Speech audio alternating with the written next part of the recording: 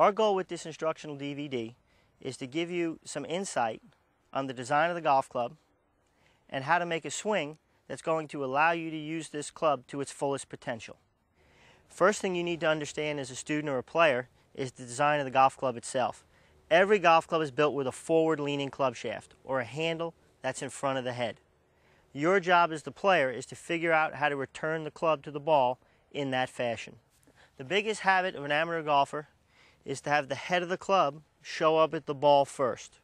When the head of the club shows up at the ball, it approaches on an upward arc, causing you to top the golf ball. Pretty much like this.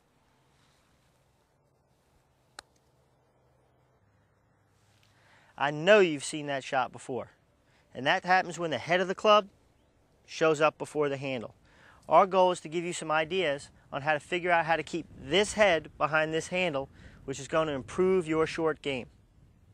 One of the things I like to do with my students is start out with a putter. The forward motion of the golf swing is no more than just a pulling motion from the shoulders.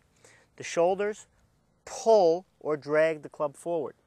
There's no pushing or pulling from the elbows. It's all shoulders dragging or pulling that club forward.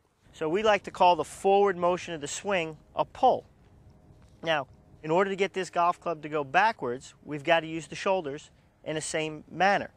And what we're going to do is we're going to have a little motto or a little saying. We're going to have a swing from the shoulders and we're going to have a pull from the shoulders. So we've got a swinging and pulling motion. This swinging and pulling motion from the shoulders is very much like a carpenter's drill. A carpenter's drill does two things. It either turns to the right or it turns to the left. The shoulders swing to the right and they pull to the left.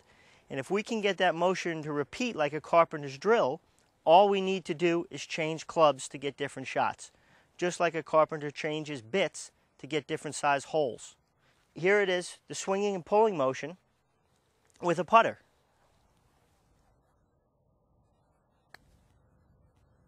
Here's the swinging and pulling motion with an 8-iron.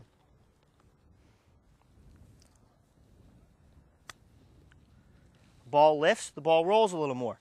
Why did it lift? I introduced a golf club that had loft on it. The loft made the ball go up in the air, not my swing. And here's the same swinging and pulling motion with a 56-degree Solus wedge.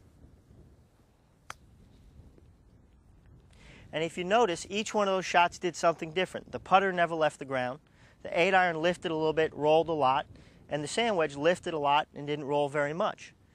And that's the approach we're going to take. We're going to get you to build a little drill and get you to change bits and get the ball to do what you want it to do.